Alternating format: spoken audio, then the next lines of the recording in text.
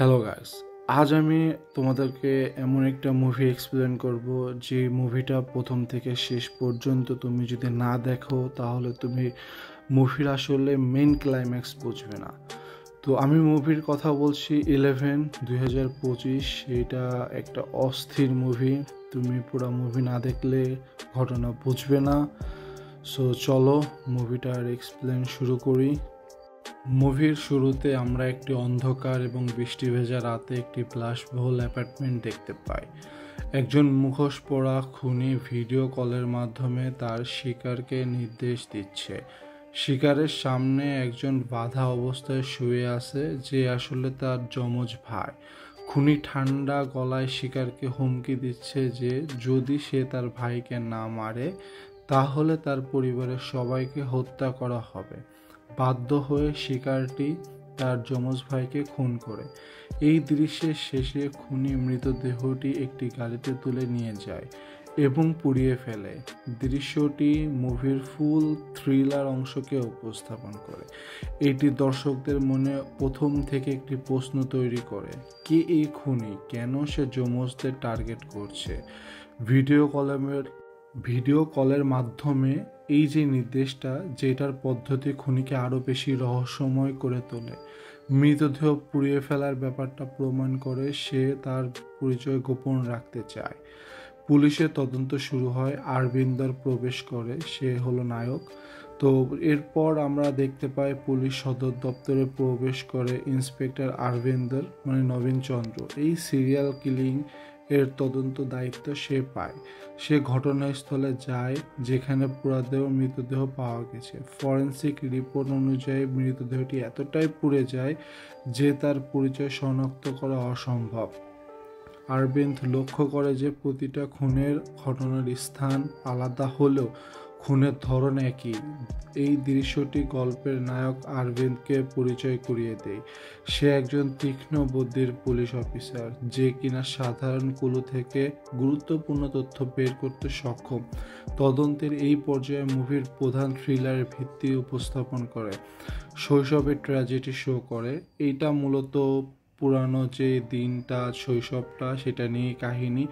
অরবিন্দ যখন খুনিদের প্যাটার্ন বোঝার চেষ্টা করছে তখন মুভিটা ফ্ল্যাশব্যাকে চলে যায়। আমরা দেখতে পাই ফ্রান্সিস এবং বেঞ্জামিন নামের দুই যমজ ভাইকে। তারা টুইন বার্ড স্কুলে পড়তো। ফ্রান্সিস শারীরিকভাবে দুর্বল ছিল এবং স্কুলের কিছু যমজ শিক্ষার্থী তাকে খুব উত্ত্যক্ত করত। একদিন একটি খেলার সময় সেই যমজরা ইচ্ছাকৃতভাবে ফ্রান্সিসকে আঘাত করে এবং সে একটি ছাদ থেকে পড়ে যায়। ঘটনাটা দ্রুত না হলেও দ্রুত চিকিৎসার অভাবে সে মারা যায়।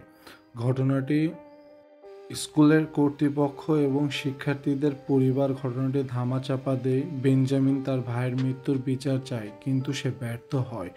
এই ফ্ল্যাশব্যাক দৃশ্যটি মুভির গল্পের সবচেয়ে গুরুত্বপূর্ণ অংশ। এটি খুনির পিছনে কারণ এবং খুনি বেঞ্জামিনের উদ্দেশ্যকে স্পষ্ট করে তোলে।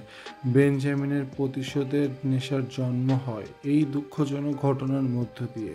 এই দৃশ্যটি দেখায় যে বেঞ্জামিন কেবল যমজ ভাইদেরই টার্গেট করছে এবং কেন তার খুনের পদ্ধতি এত নিষ্ঠুর ও অপরিকল্পিত। খুনিদের এবার খোঁজ, বেঞ্জামিনের পরিকল্পনা।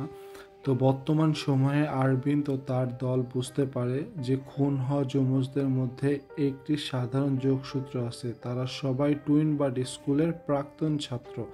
তারা স্কুলের পুরনো রেকর্ড খুঁজতে বের হয় এবং সেই সময় শিক্ষার্থীদের তালিকা পায়। অরবিন্দের দল তখন বুঝতে পারে যে এই খুনগুলা কোনো সাধারণ খুন নয়, বরং এটি একটি সুপরিকল্পিত প্রতিশোধের দৃশ্য। এই দৃশ্যটি মুভির রহস্য সমাধানের একটি বড় ধাপ। অরবিন্দ খুনের পেছনের মোটিভ ও খুনিকে চিহ্নিত করার কাছাকাছি চলে আসে। এই দর্শকদের মধ্যে একটা উত্তেজনা পারদ তৈরি হয়, কারণ তারা জানে যে খুনি কে, বেঞ্জামিন, কিন্তু অরবিন্দ এখনো তা জানে না। এবার শুরু হয় সংঘর্ষ। আরবিন্দ বুঝতে পারে যে খুনি তার ভাইয়ের স্মৃতি বিজড়িত কোনো স্থানে ধরা দেবে। সে তার দল নিয়ে ফ্রান্সিসের সমাধিস্থলে গোপনে নজরদারি করে। ফ্রান্সিসের মৃত্যুবার্ষিকীর দিন বেঞ্জামিন একটি মুখোশ পরে সেখানে আসে। পুলিশ তাকে ঘিরে ফেলে, কিন্তু সে পালিয়ে যাওয়ার চেষ্টা করে। একটি দীর্ঘ ও উত্তেজনাপূর্ণ অ্যাকশন দৃশ্যের পর আরবিন্দ বেঞ্জামিনকে ধরে ফেলে। এই দৃশ্যে আরবিন্দ বেঞ্জামিনকে বলে যে তার উদ্দেশ্য সে বুঝতে পেরেছে, কিন্তু সে ভুল পথে হেঁটেছে।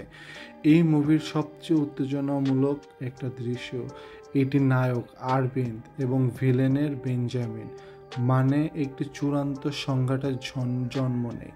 বেঞ্জামিনের ধরা পড়ার দৃশ্যটি তার দীর্ঘ প্রতিশোধের যাত্রার সমাপ্তি চিহ্নিত করে। এই দৃশ্যে আরবিন্দের মানবিক দিকটাও প্রকাশ পায় যখন সে বেঞ্জামিনের বেদনা বুঝতে পারে। প্রতিশোধের সমাপ্তি মুভির শেষ দৃশ্যে আমরা বেঞ্জামিনকে দেখতে পাই সে আর জীবিত নেই, বরং তার শেষকৃত্য সম্পন্ন হয়েছে। তাকে তার ভাই ফ্রান্সিসের সমাধির পাশে দাফন করা হয়েছে। এই দৃশ্যটি দেখায় যে তার প্রতিশোধের খেলা শেষ হয়েছে, কিন্তু সে খেলায় সে নিজের জীবন বলি দিয়েছে। মুভির শেষে আমরা বুঝতে পারি আরবিন যে পুলিশ অফিসার বা যে নায়কটা ছিল সেই মূলত ভিলেন।